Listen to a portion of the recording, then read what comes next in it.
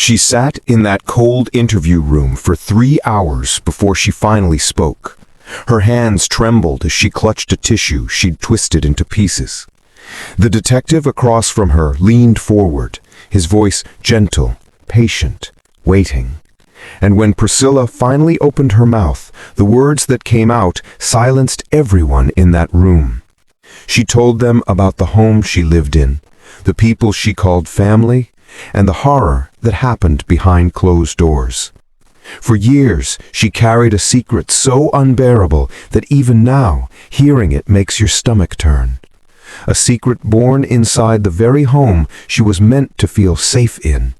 The place where a young woman should dream about her future, plan her goals, laugh with people she loves.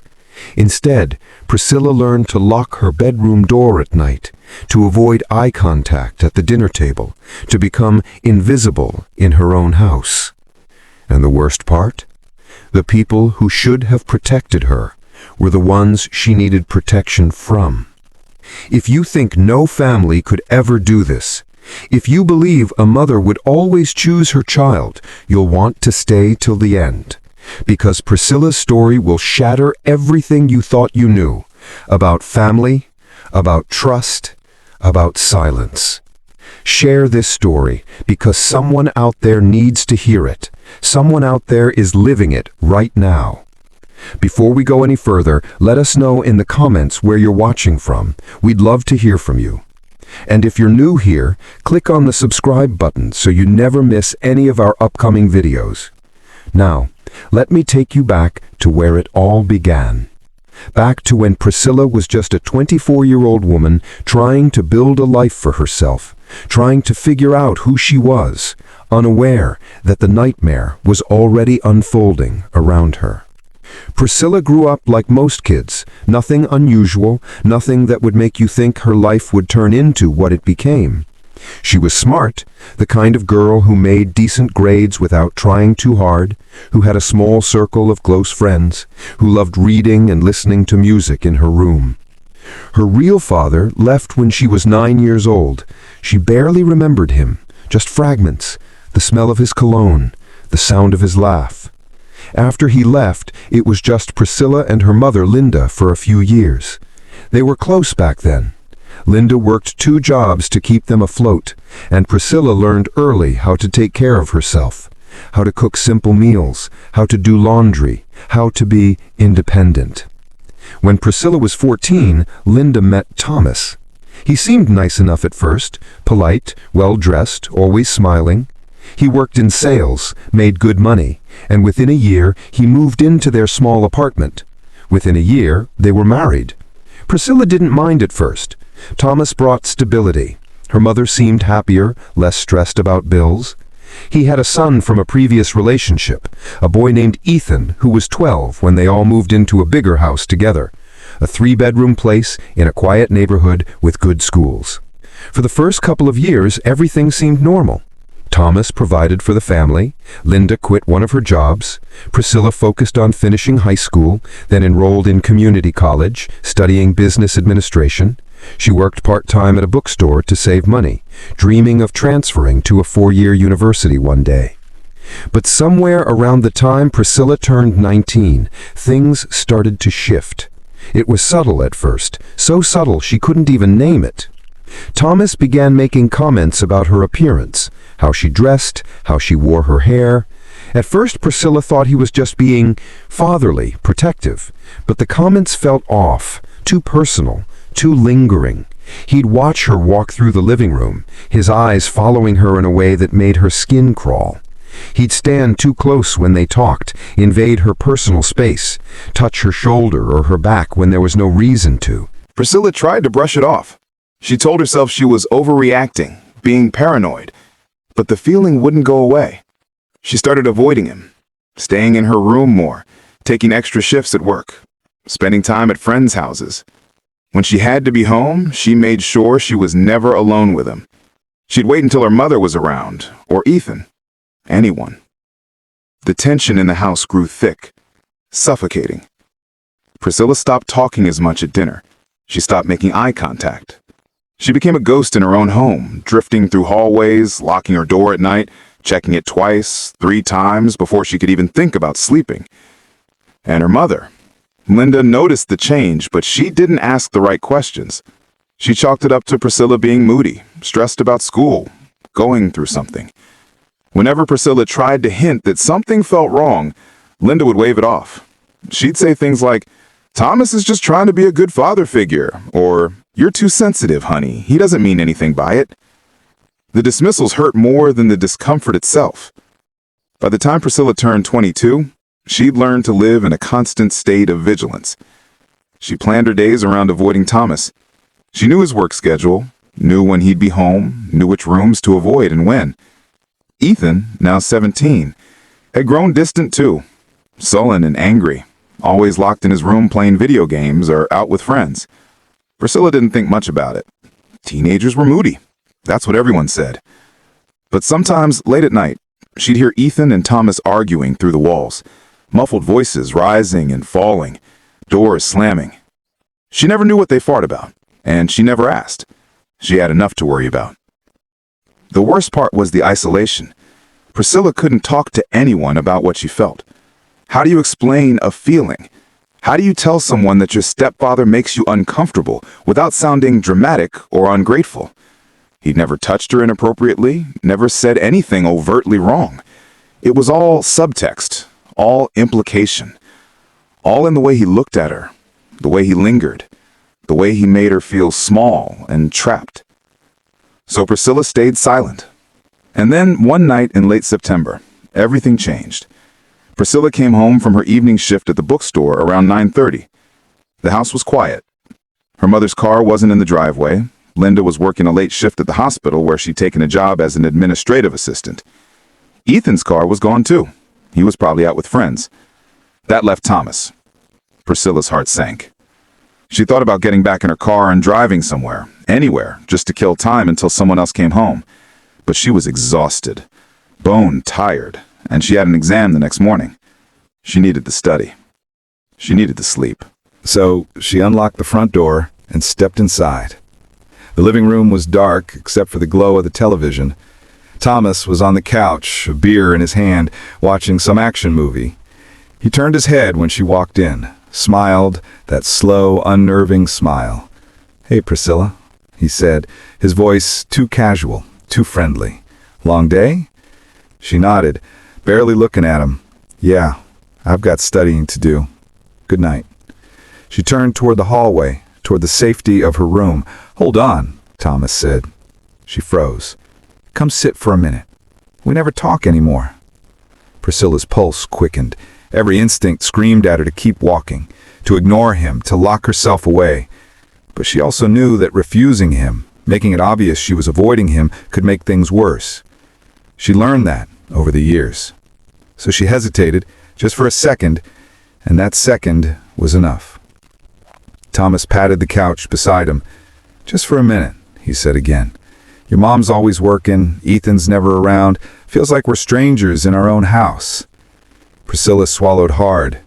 She stayed standing near the hallway, arms crossed over her chest. "I really need to study, Thomas. I have an exam tomorrow." He shrugged, took a sip of his beer. 5 minutes won't kill you." The way he said it, so calm, so matter-of-fact, made it clear he wasn't asking, he was telling. Priscilla felt her stomach twist. She glanced at the door, calculating. Could she just leave? Go back to her car, drive to the library? But that would mean explaining herself, defending her choice, and Thomas had a way of twisting things, of making her feel guilty for wanting space. So she sat down, not next to him, but on the armchair across from the couch, as far away as she could get while still technically obeying. Thomas seemed satisfied with that. He turned back to the television, took another sip of his beer. For a few minutes, they sat in silence, the sounds of gunfire and explosions filling the room. Priscilla's leg bounced nervously. She kept her eyes on the screen, not really watching, just waiting for an opportunity to excuse herself. "You've been distant lately," Thomas said, suddenly his eyes still on the TV. Priscilla's breath caught. "I've just been busy. School, work, you know." He nodded slowly. Yeah, I know. But it feels like more than that. It feels like you're avoiding me. Her heart pounded. I'm not avoiding anyone. Thomas finally turned to look at her, and there was something in his eyes, something cold and calculating that made her blood run cold. You sure about that? Priscilla stood up abruptly. I really need to go study. She didn't wait for him to respond. She turned and walked quickly down the hallway, her hands trembling. She heard him call after her, something she couldn't make out, but she didn't stop. She reached a room, slipped inside, and locked the door behind her. She leaned against it, breathing hard, her whole body shaking. That night, Priscilla barely slept. Every creak of the house made her jump.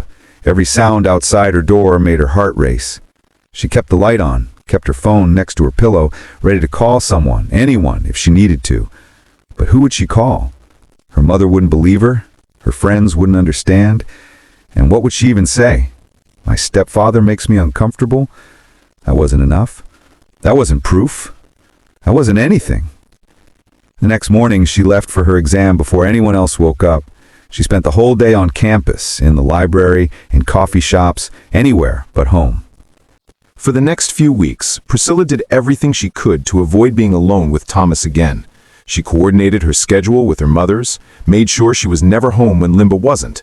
She started staying at the library until late, sometimes until it closed. She picked up extra shifts at work, anything to minimize her time in that house. But the more she avoided him, the more Thomas seemed to notice her. He started texting her, asking where she was, when she'd be home, if she needed a ride.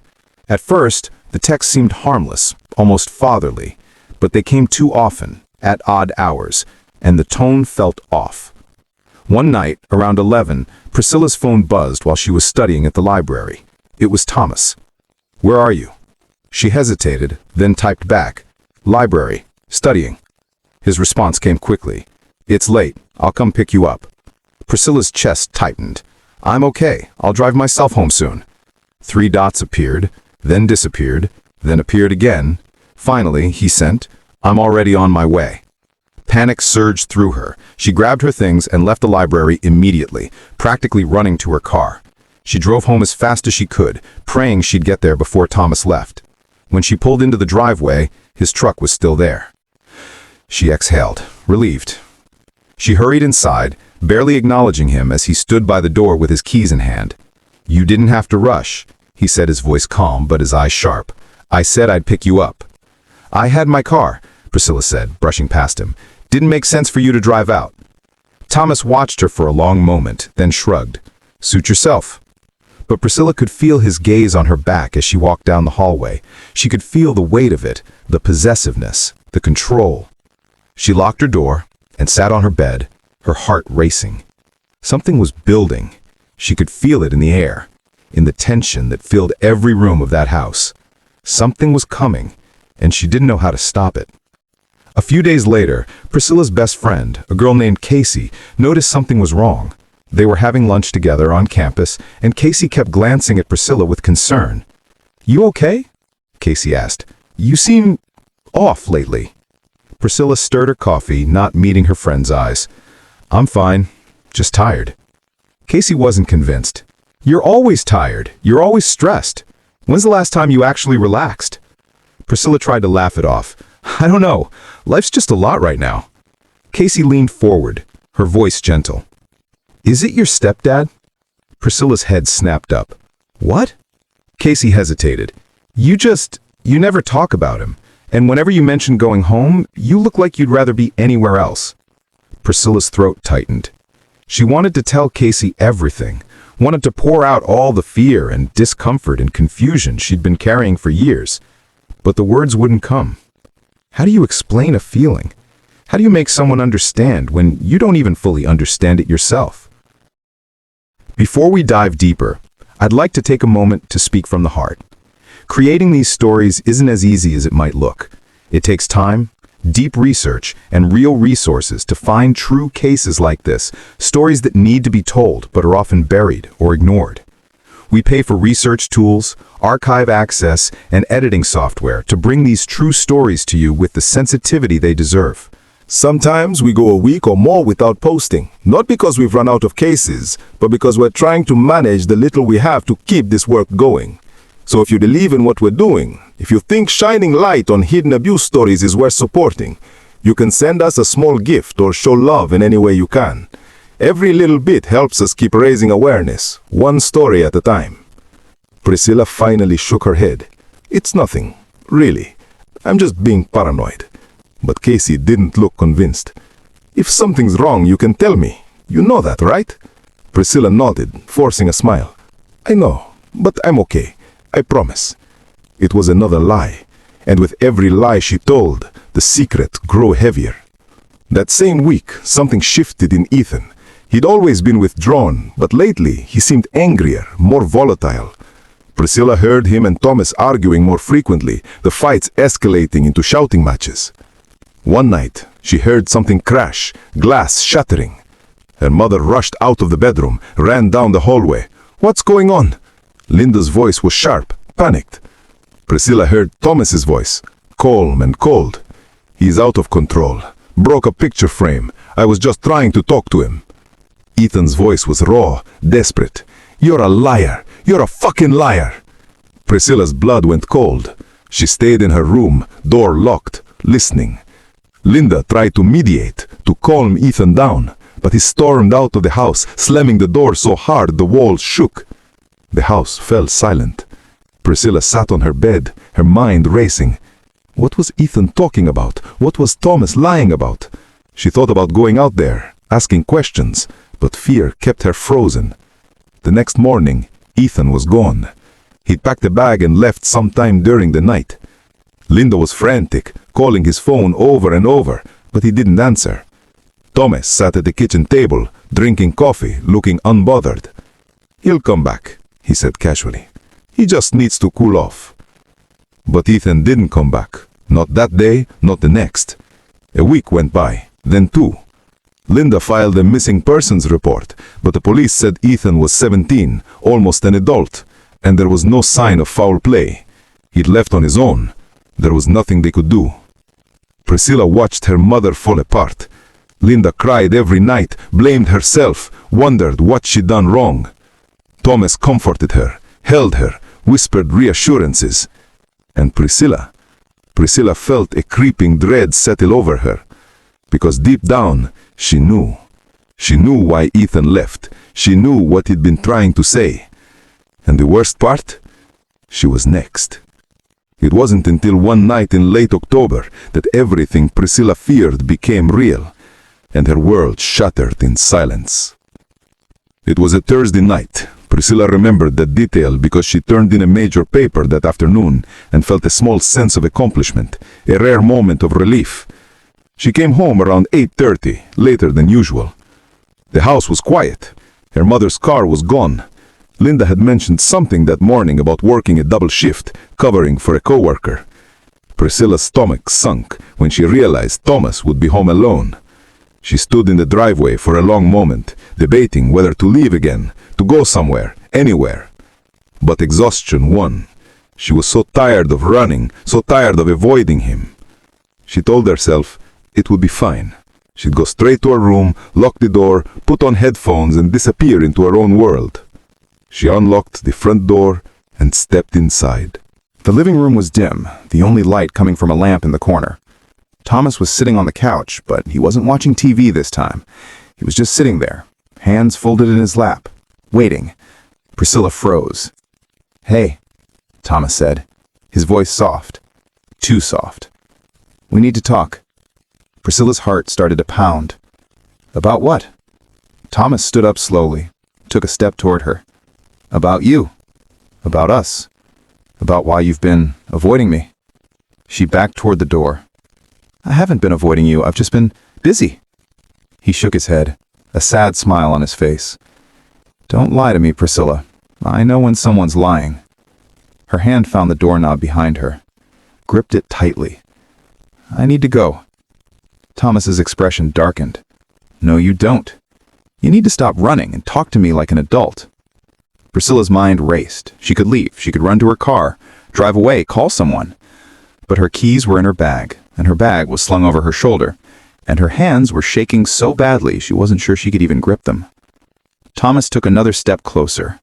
"I've been patient with you," he said, his voice calm, controlled. "I've tried to be understanding, but you make it so hard.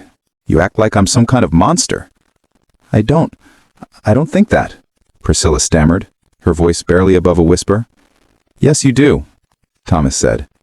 "I can see it in your eyes, the way you look at me, the way you flinch when I get too close." He was right in front of her now, so close she could smell the beer on his breath. Priscilla's back was against the door, her hand still on the knob, frozen. "Please," she whispered, "just let me go to my room." Thomas reached out, touched her arm. His grip was gentle at first, almost tender. "Why are you so scared of me?" he asked, his voice soft, almost hurt. "I've never done anything to you. I've only ever tried to take care of you." Priscilla's throat closed up. She couldn't speak, couldn't move, couldn't breathe. And then his grip tightened. His other hand came up, cupped the side of her face. "You're so beautiful. Do you know that? So beautiful." Priscilla jerked her head away, tried to pull free, but his hand tightened on her arm, fingers digging in. "Don't," she managed to choke out. "Please don't." But Thomas wasn't listening. His eyes were glazed, distant, like he was somewhere else entirely. "I've been so patient," he murmured again. "So patient." What happened next unfolded in a blur of terror and helplessness. Priscilla tried to scream, but his hand clamped over her mouth. She tried to fight, but he was stronger, so much stronger. He dragged her away from the door, down the hallway, toward his bedroom. She clawed at his arms, kicked, struggled. But it didn't matter. Nothing she did mattered. And in the end, all she could do was close her eyes and disappear inside herself, to a place where none of this was real, where none of this was happening. When it was over, Thomas let her go. He stepped back, breathing hard, his expression unreadable. Priscilla collapsed to the floor, her whole body shaking, her mind blank.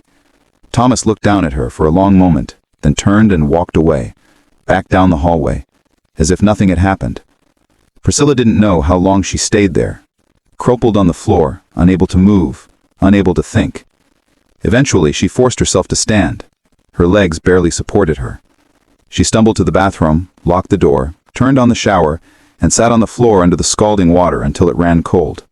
She didn't cry. She couldn't. It was like all the emotion had been drained out of her, leaving behind only numbness.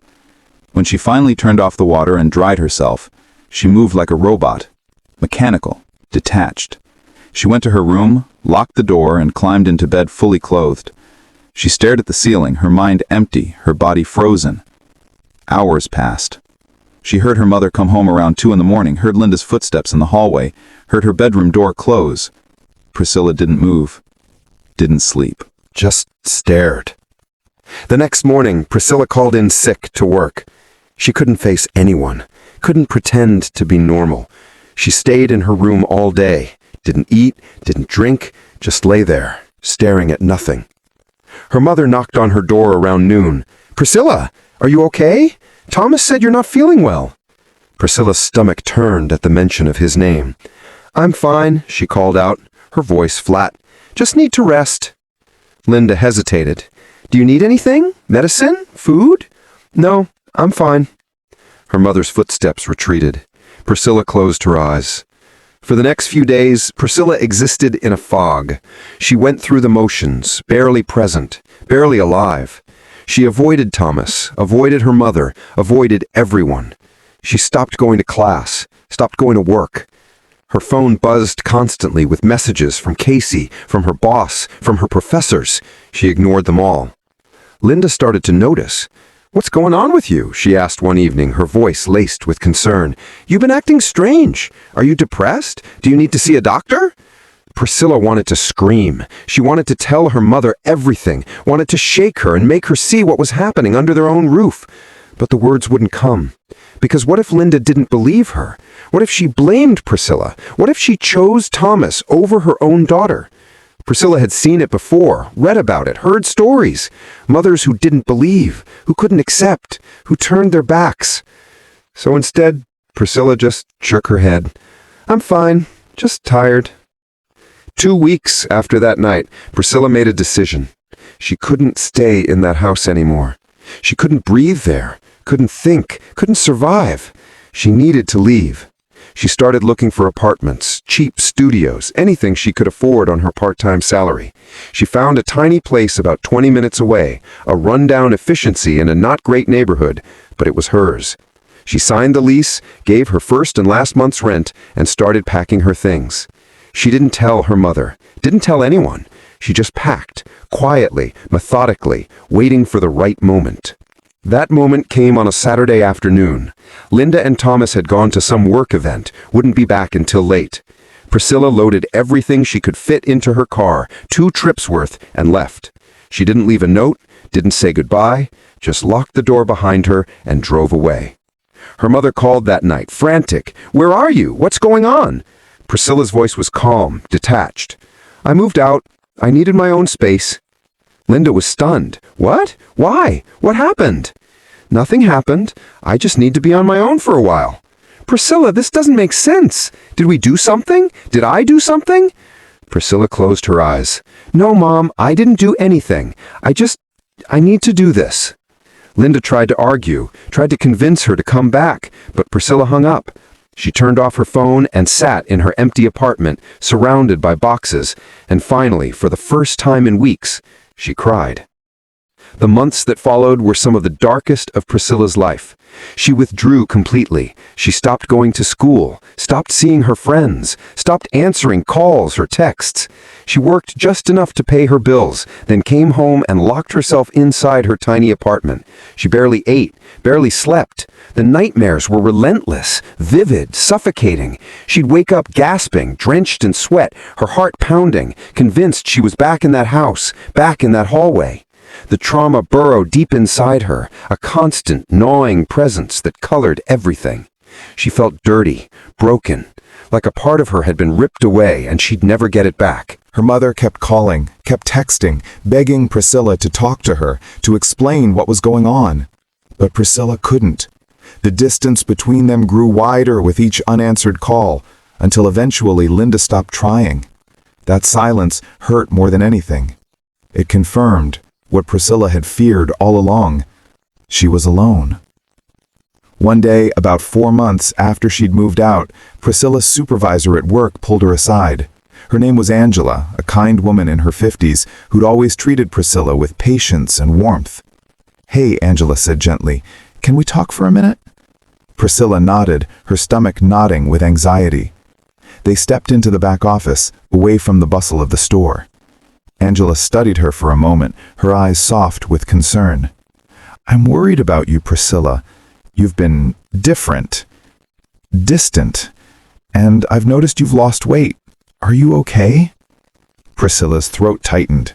She wanted to say yes, to brush it off, to protect herself with the same walls she'd built around everyone else. But something in Angela's eyes, something genuine and caring, broke through. "I don't know," Priscilla whispered, and her voice cracked. Angela didn't push. She just waited, giving Priscilla space. "If something's going on," Angela said carefully, "if you need help, there are people who can help. Counselors, therapists, support groups. You don't have to go through whatever this is alone." Priscilla looked down at her hands. "I don't know how to talk about it." Angela nodded. "That's okay. You don't have to talk about it right now. But when you're ready, there are people who will listen. I can help you find someone if you want." Priscilla didn't respond right away, but later that night, lying awake in her apartment, Angela's words echoed in her mind. Maybe she didn't have to carry this alone. Maybe there was a way out of the darkness. A few days later, Priscilla called the number Angela had given her. It was a community counseling center, sliding scale fees for people who couldn't afford much.